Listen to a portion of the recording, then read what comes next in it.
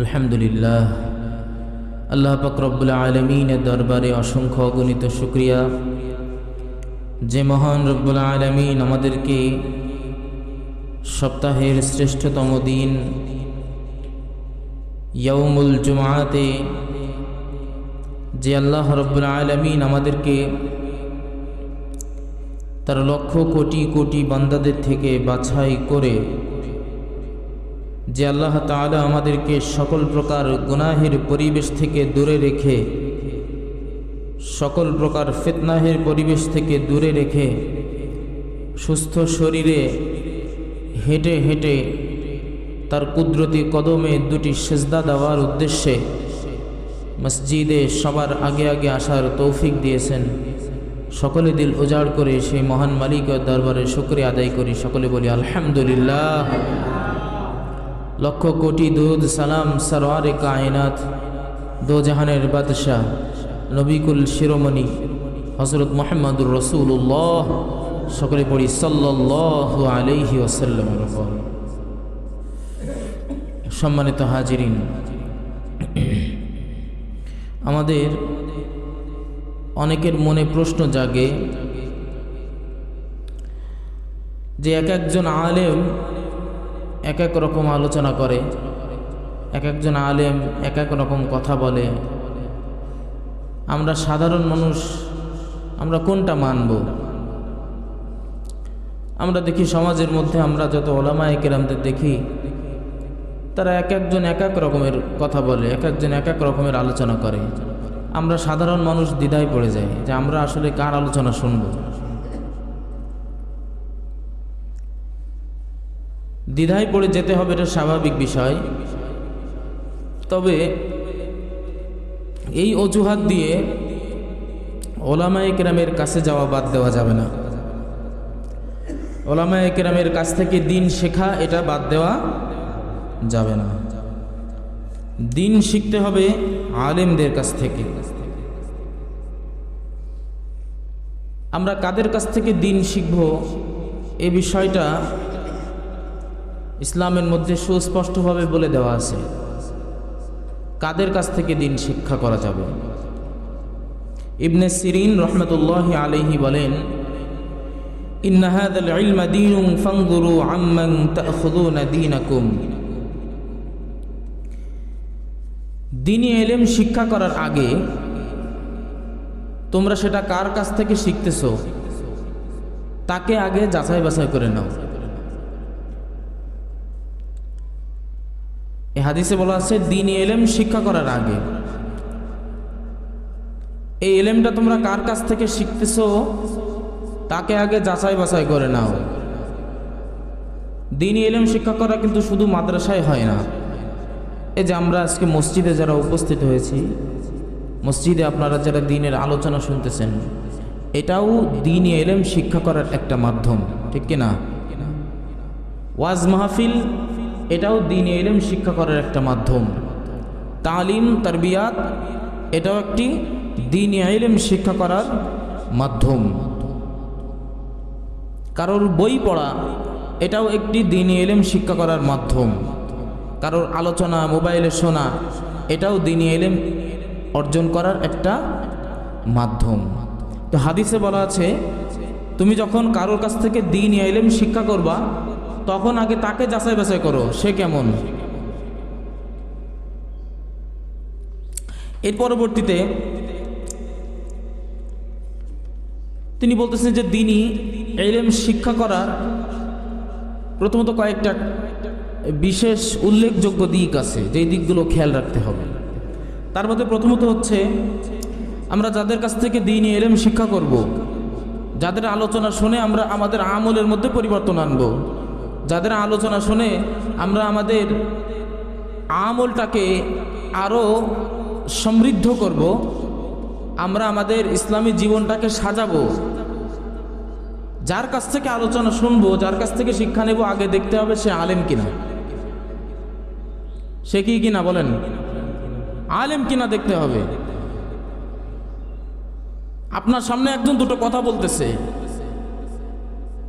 আপনি তার কাছ থেকে দ্বীনের কথা শুনবেন, হ্যাঁ শোনেন, কিন্তু তার কাছ থেকে আপনি যে জ্ঞান অর্জন করতেছেন আগে দেখতে হবে সে আলেম কিনা, তার মধ্যে দ্বীনি ইলম আছে কিনা, এটা আগে দেখতে হবে। এটা প্রথম, আগে সে আলেম কিনা।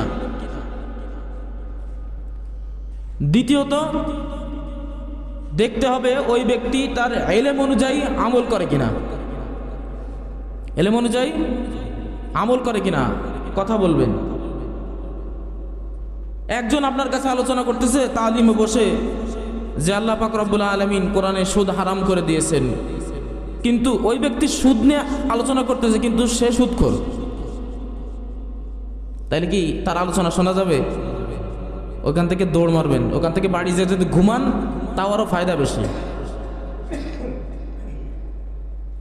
কেউ এক ব্যক্তি আপনাকে বলতেছে যে দাড়ি রাখা এটা সুন্নাত, ওয়াজিব, একদিক থেকে ফরজ, কিন্তু ওই ব্যক্তির মুখে দাড়ি নাই, বা দাড়ি থাকলে দাড়ি ছাটে, সুন্নাত তরিকায় দাড়ি নাই। তাহলে কি আপনারা ওই ব্যক্তির দাড়ি নিয়ে আলোচনা শুনবেন? এক ব্যক্তি আপনাকে আলোচনায় একটা কিতাব থেকে পড়ে শোনাচ্ছে যে যদি কোনো মুসলিম মসজিদে আজান দেয়, যদি কোনো মুসলিম মসজিদে আজান দেয়, ওই আজানের আওয়াজ যত দূর পর্যন্ত যায় ওই তত দূর পর্যন্ত জীবিত মৃত আল্লাহর যত মাখলুক আছে, এমনকি গাছের শুকনা পাতা শুকনা কাঠ পর্যন্ত ওই মুয়াজ্জিনের জন্য মাগফিরাতের দোয়া করতে থাকে। এই আলোচনাটা একজন করতেছে তালিমে অথবা যে কোনো আলোচনায় আপনাকে শোনাচ্ছে, কিন্তু ওই ব্যক্তি কখনো আজানের ধারে কাছে আসে না। তাহলে কি ওই তালিমে বসলে কোনো ফায়দা হবে বলেন? ওই তালিম থেকে চলে যাবেন, বাসায় গিয়ে ঘুমাবেন, দুরূদ শরীফ পড়তে পড়তে ঘুমায় যাবেন। আপনার এই ঘুমের মধ্যে যে সব হবে ওই তালিমে ওই ব্যক্তির মুখ থেকে শুনলে ওই সবটা আপনি পাবেন না। কি আমার কথা কি ক্লিয়ার?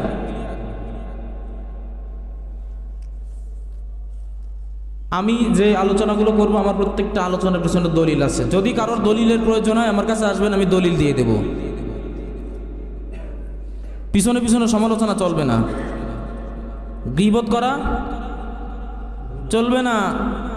আপনি গীবত করলে আপনার ক্ষতি। মসজিদের ইমামের পিছনে নামাজ পড়ে আর নামাজ শেষে যায় এক কোনায় দাঁড়ায় কি করে? ইমামের নিয়ে সমালোচনা করে, গীবত করে। তাই এটা তো আমারই ফায়দা একদিক থেকে। আমার আমল নামায় সব আসতেছে আর আমার গুনাহগুলো পরিষ্কার হয়ে যাচ্ছে, ঠিক না? এই গীবত হচ্ছে শেয়ারিটের মতো, ব্লুটুথের মতো। যেমন এক মোবাইল থেকে আর এক মোবাইলে অনেক কিছু, যেমন ফাইল ভিডিও ট্রান্সফার করা যায় না, এর গীবত করলে এরকম হয়, সব আর নেকি ট্রান্সফার হয়।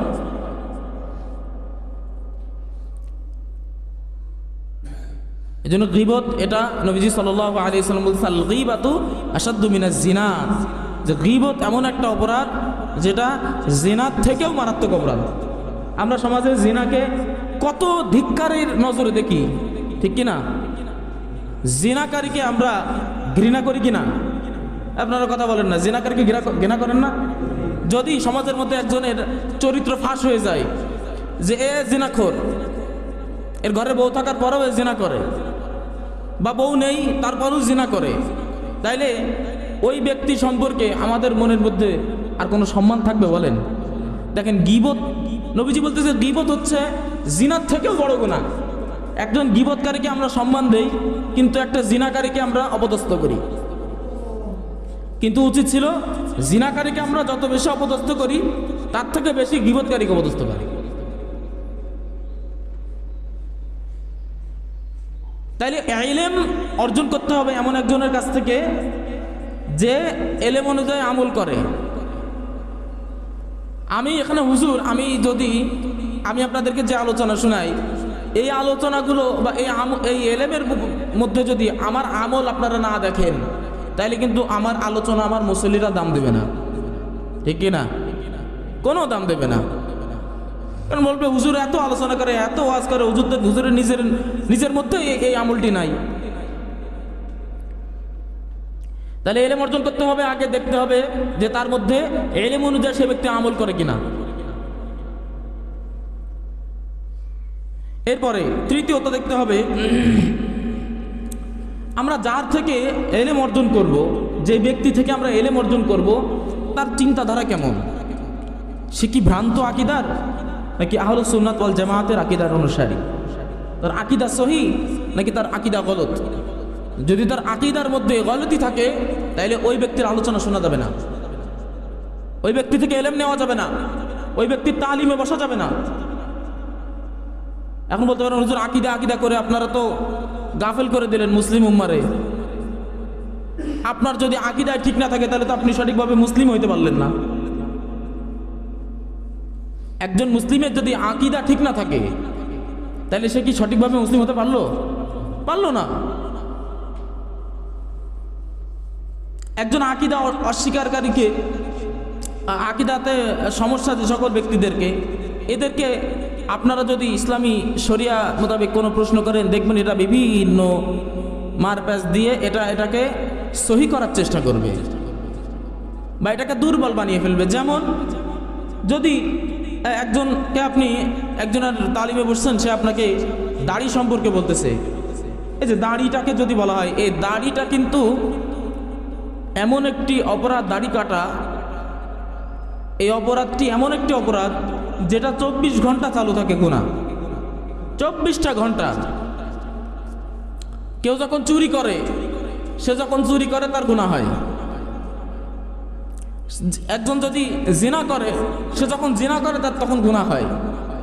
কিন্তু এই দাড়ি কাটা এমন একটি গুনাহ, যে ব্যক্তি দাড়ি কাটা শুরু করলো, সে ঘুমাচ্ছে তার আমলনামায় গুনাহ লিখতেছে ফেরেশতারা, সে খাচ্ছে তার আমলনামায় গুনাহ লিখতেছে ফেরেশতারা, সে হাঁটতেছে তার আমলনামায় গুনাহ লিখতেছে ফেরেশতারা। 24টা ঘন্টা ফেরেশতারা ওই ব্যক্তির আমলনামায় গুনাহ লিখতেই থাকে। একজন আপনি তার কাছে সে বলতেছে যে দাড়ি রাখার বিষয়ে বলতেছে যে দাড়ি রাখা তো সুন্নাত, তবে জরুরি কিছু না, কারণ তার তো দাড়ি নাই, এখন যদি সে কঠোরভাবে বলে যে না দাড়ি রাখা ফরজ, দাড়ি রাখা ওয়াজিব, দাড়ি রাখতেই হবে, দাড়ি না রাখলে কবিরা গুনাহ, যদি সে বলে তাহলে তো সে ফাঁসে যাবে, কারণ তার মুখে দাড়ি নাই। মার প্যাঁচ দিয়ে ঘোরায় পেঁচায় কিন্তু একদম আপনার সে ওইটাকে একদম স্বাভাবিক বলে আপনার সামনে উপস্থাপন করবে। এজন্য এইসব ব্যক্তিদের থেকে এলেম অর্জন করা যাবে না, দূরে থাকবেন, 100 হাত দূরে থাকবেন। নবীজি সাল্লাল্লাহু আলাইহি ওয়াসাল্লাম একদিন এই আয়াতটি তেলাওয়াত করতেছেন, নবীজি তেলাওয়াত করলেন, فَأَمَّا الَّذِينَ فِي قُلُوبِهِمْ فَيَتَّبِعُونَ مَا تَشَابَهَ مِنْهُ ابْتِغَاءَ الْفِتْنَةِ وَابْتِغَاءَ تَأْوِيلِهِ। নবীজি সাল্লাল্লাহু আলাইহি ওয়াসাল্লাম বললেন যে যাদের অন্তরে মিথ্যার প্রবণতা রয়েছে, মানে সত্যকে লুকিয়ে রাখার প্রবণতা আছে যাদের অন্তরে, তারা ফিতনার উদ্দেশ্যে, তারা সমাজে ফিতনা বাঁধানোর উদ্দেশ্যে কোরআনের এমন কিছু আয়াত, অমীমাংসিত আয়াতের ভুল ব্যাখ্যা উম্মাহের সামনে তারা তুলে ধরবে, ভুল ব্যাখ্যা। এই আয়াতে আল্লাহ বলেন, অথচ এই ব্যাখ্যার অর্থ আল্লাহ ছাড়া আর কেউ জানে না। যেই আয়াতের অর্থ আল্লাহ ছাড়া আর কেউ জানে না, এই সকল বিভ্রান্তিমূলক, এই সকল আয়াতের ভুল ব্যাখ্যা করে সমাজে বিভ্রান্তি ছড়ানো হয়। এই সকল লোকেরা এই সকল আয়াতের ভুল ব্যাখ্যা দিয়ে সমাজে বিভ্রান্তি ছড়ায়। এটা আমি বলিনি, এটা কোরআন বলছে। এরপর নবীজি সাল্লাল্লাহু আলাইহি ওয়াসাল্লাম বলেন, যখন তোমরা ওই সকল লোকদেরকে দেখবে তখন তোমরা তাদের কাছ থেকে এলেম অর্জন করবা না, তাদের কাছ থেকে দূরে সরে যাবে। এজন্য এলেম অর্জন করতে হবে আলেমদের কাছ থেকে।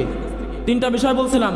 1 নম্বরে যাদের কাছ থেকে এলেম অর্জন করবেন, যাদের তালিমে বসবেন, তাদের হতে হবে আলেম, কারণ একজন আলেম ছাড়া দ্বীনের এলেম সঠিকভাবে কেউ দিতে পারে না। 2 নম্বরে যাদের তালিমে বসবেন, যদি তার এলেমও থাকে, আগে দেখবেন সে এলেম অনুযায়ী আমল করে কিনা। যদি এলেম অনুযায়ী তার মধ্যে আমল না থাকে, তাকে ত্যাগ করুন, তাকে পরিত্যাগ করুন। এজন্য এলেম অর্জন করতে হবে আলেমদের কাছ থেকে। আজকে আমরা হুজুরদের দাম দিতে চাই না। হ্যাঁ, হুজুরের একটা কথা বললে আমরা দাম দিতে চাই না, আর ওলামায়ে কেরাম একটা আলোচনা করলে আমরা দাম দিতে চাই না। হুজুররা যদি তালিমের জন্য ডাকে লোকই হয় না। কিন্তু অনেক সময় দেখা যায় যে যারা দিনই মানে মাদ্রাসার বারান্দায় ঘুষট খায়, কোনোদিন পড়ে যায় না, এমন এমন লোকের তালিমে অনেক অনেক লোক বসে থাকে। এটা হচ্ছে কিয়ামতের আলামত। এটা কি কথা বলেন আপনারা? এটা কি কিয়ামতের আলামত? কিয়ামতের আলামত কি? যে যোগ্য আলেম যারা, তাদেরকে যোগ্য জায়গায় বসানো হবে না, যোগ্য ব্যক্তির স্থানে অযোগ্য ব্যক্তিকে বসানো হবে। এটা হচ্ছে কিয়ামতের আলামত। ক্ষতি কি হবে? রাসূল সাল্লাল্লাহু আলাইহি সাল্লাম বলেন, মান আফতা বিফুতিয়া গায়রি সাবতিন ফাইন্নামা ইসমুহু আলা মান আফতা।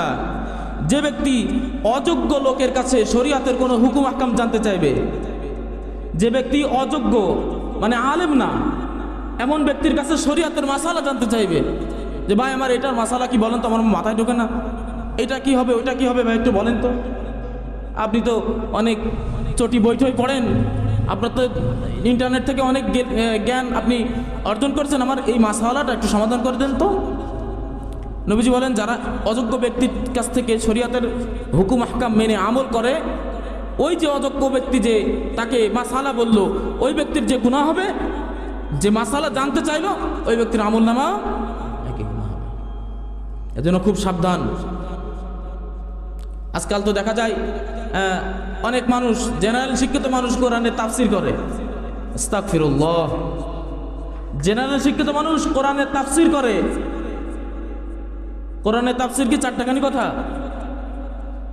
কোরআনের তাফসির আপনাদের কাছে কি তাফসির মাহফিল মানে কোরআনের তাফসির আর চারটাখানি খুব ছোট কিছু মনে হইল? কোরআনের তাফসির করতে হলে 15টা জ্ঞানের প্রয়োজন। কয়টা জ্ঞান? 15টা জ্ঞানের প্রয়োজন। আজকে আপনার সামনে একজন দুইজন তালিমে বসে সূরা ইখলাসের তাফসির করে দিল, আপনি নাচতে নাচতে বলতেছেন নবীদেরও ভুল থাকতে পারে। সূরা নাসরের আপনারা তাফসির করে বলতেছেন নবীজি সাল্লাল্লাহু আলাইহি ওয়াসাল্লামের ভুল হয়েছে, নবীজি ইনশাআল্লাহ বলতে ভুলে গেছে, ওনার এটা ভুল। আস্তাগফিরুল্লাহ। অথচ আল্লাহ পাক রব্বুল আলামিন নিজে বলতেছেন যে নবীজির মুখ থেকে যে কথাগুলো বের হয়, এই প্রত্যেকটা কথাই আমি মালিকের ইশারায় বের হয়। আমি যেগুলো বলি সেগুলাই আল্লাহ নবী বলে, এর বাইরে কোনো কিছুই বলে না। এজন্যই নবীজির পুরো জীবনীটাই হাদিস। নবীজির কি পুরো জীবনীটাই হাদিস। একটা মানুষের জন্ম শুরু থেকে নিয়ে মৃত্যু পর্যন্ত, শুরু থেকে নিয়ে শেষ পর্যন্ত কোথায় কি করছে, প্রত্যেকটা জিনিস, ইচ অ্যান্ড এভরিথিং, কোনো কিছুই বাদ নাই তার জীবনের। প্রত্যেকটা জিনিস হাদিসের মধ্যে লিপিবদ্ধ আছে। আপনি বলতেছেন ভুল আছে। নবীজি ইনশাআল্লাহ বলতে ভুলে গেছে, এটা কি তার ভুল? একটা জিনিস ভুলে যাওয়া আর ভুল করা দুটা কি সমান? এটা ভুলে যাওয়া মানে কি, আল্লাহ তাআলা নিজেই ভুলাই দিছে, কারণ উম্মাহের শিক্ষার জন্য। যে তুমি ইনশাআল্লাহ বলনি, তোমার কাজ কিন্তু হয়নি। ইনশাআল্লাহ যেদিন বলছো সেদিনই তোমার কাজ হয়েছে। এর মানে ইনশাআল্লাহ যে বলে প্রত্যেকটা কাজের আগে, এর সাহায্যকারী স্বয়ং কে হয়ে যায়? আল্লাহ হয়ে যায়। আপনি বলতেছেন নবী ভুল করছে। সামান্য 2-4টা চটি বই পড়ে আপনি তাফসীর করা শিখে গেছেন। আজকে আমি মাদ্রাসায় পড়ে আমি একটা সূরার ব্যাখ্যা অর্থ বলতে পারি না, আমার ভয় করে। আমি অর্থ বলতে পারি না। আমার কাছে যদি কেউ সূরা ফাতিহার অর্থ জিজ্ঞাসা করে, আমি জানি সূরা ফাতিহার অর্থকে, কিন্তু আমি বলতে পারি না, আমি বলি না। কারণ আমি জানি আমার এই বলার দ্বারা যদি একটু ভুল হয়ে যায়, এর দায়ভার তো আমার। আমি ভুল কিছু বললাম? আর আপনি এখন বিভিন্ন সূরা তাফসীর করতেছেন, আর আপনারা পাগলের মতন তার তাফসীর শুনতেছেন আর মানতেছেন।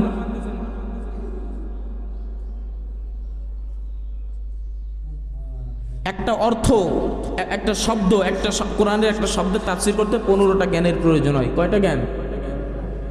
সময় সংক্ষেপ, 5 মিনিট সময় দেন, আমি বলে দেই কি কি জ্ঞান।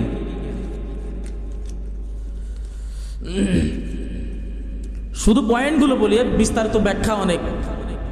মাদ্রাসা হুজুর আলেম আছে, হুজুর জানে যে আমি কোন কোন পয়েন্টের কথা বলবো, হুজুর শুনলে বুঝতে পারবে। 1 নম্বর যে পয়েন্ট, 1 নম্বর যে জ্ঞান, সেটা হচ্ছে ইলমুল লুগাহ, আবিধানিক শব্দ জানার জ্ঞান।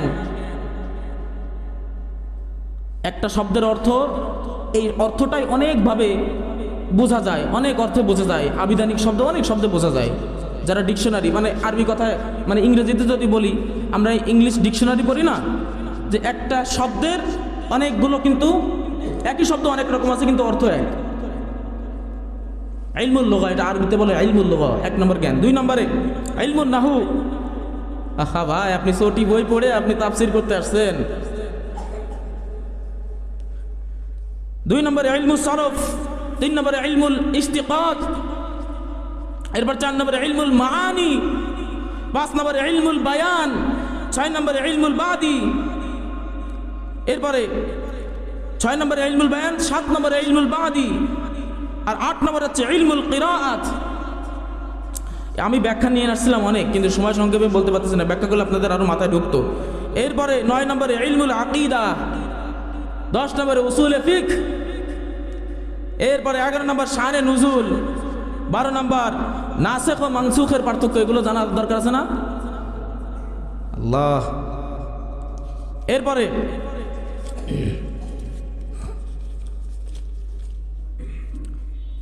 13 নম্বরে ইলমুল ফিকহ। 14 নম্বরে ইলমুল হাদিস। 15 নম্বরে ইলমুল লাদুন্নি। এই ইলমুল লাদুন্নি হচ্ছে এমন একটি ইলম যেটা নিজে অর্জন করা যায় না, এটা তাকওয়া এবং খোদা ভীতিতে আল্লাহ পাক রব্বুল আলামিন খুশি হয়ে ওই বান্দাকে দান করে। এই 5টা জ্ঞান লাগে একটা আয়াত বা একটা শব্দের তাফসীর করতে। কি করতে? আর আপনি 2টা চটি বই পড়ে আপনি আসেন সূরা ইখলাসের তাফসীর করতে, সূরা নাসরের তাফসীর করতে, সূরা ফালাকের তাফসীর করতে। এত বড় তাফসীরকারক আপনি হয়ে গেছেন। জ্ঞান অর্জন করতে হবে, কিন্তু ওই জ্ঞানটা যখন আপনি আরেকজনকে শিখাবেন তখন আপনার মধ্যে যে যোগ্যতা থাকা লাগবে ওই যোগ্যতাটা অর্জন করে আগে তারপরে মানুষদেরকে আপনি জ্ঞান শিখান। আমি এই মসজিদে প্রায় 5 বছর হইতে গেল আমি ইমামতি করি, আমি কোনোদিন একটা সূরা তাফসীর করিনি। কারণ এই যে জ্ঞানগুলো 15টা জ্ঞান থাকার দরকার, এই জ্ঞানগুলো তো আমার মধ্যে নাই। তা আমি এই তাফসীর করব কোন সাহসে? শরিয়া নিয়ে কোনো রকম বাড়াবাড়ি চলবে না। আপনাদেরকে বলি, আমার মুসল্লি যারা আছেন আপনাদের হাতে পায়ে ধরে বলি, শরিয়াতের কোনো বিষয় মাসআলা, দ্বীনের কোনো বিষয়ে জ্ঞান, এগুলো যদি প্রয়োজন হয় যাবেন কাদের কাছে? আরো জোরে বলেন, কাদের কাছে? আলেমদের কাছে। সাধারণ মানুষদের কাছ থেকে দ্বীনি ইলম শিক্ষা করবেন না। সাধারণ মানুষদের কাছ থেকে দ্বীনি ইলম শিক্ষা করবেন না, তাহলে বিভ্রান্তিতে পড়ে যাবেন। কারণ শরিয়াতের মধ্যে কিছু কিছু মাসআলা আছে, একই মাসআলা কিছু অন্যরকম ভিন্নতার সাথে শরিয়াতের মধ্যে দেওয়া আছে। আপনি যদি এগুলো পড়ে আমল করতে যান আপনি নিজেই বিভ্রান্তি হয়ে যাবেন। হাদিসের মধ্যে আছে নামাজে সূরা ফাতিহা শেষে আমিন আস্তে বলা জোরে বলা 2টাই আছে। হ্যাঁ, নাভির নিচে হাত বাঁধা, বুকের উপরে হাত বাঁধা, নাভির উপরে হাত বাঁধা, হাত ছেড়ে দেওয়া, সবগুলাই আছে। আপনি নিজে পড়ে যদি আমল করতে যান বা সাধারণ মানুষের কাছ থেকে শুনে যদি আমল করতে যান, সমাজের মধ্যে ফিতনা লাগবে কিনা? লাগবে কিনা? লাগছে না? আমরা হুজুররা কিছু বললে তো বলেন, হুজুর আপনি টেনশনই করেন না, আমরা তো আসি, এরা সমাজে কিছুই করতে পারবে না। কিন্তু এরা কিছু করতে পারবে না, করতে করতে করতে করতে যখন এদের গোড়া শক্ত করে ফেলবে তখন আপনি এদের কিছু করতে পারবেন না। টের পাননি? আরো পাবেন টের। আল্লাহ পাক রব্বুল আলামিন আজকে যতটুকু আলোচনা হলো আমাদেরকে আলোচনার উপর সঠিকভাবে ইস্তেকামাত থেকে আমল করার তৌফিক দান করুক। সকলে বলে আমিন।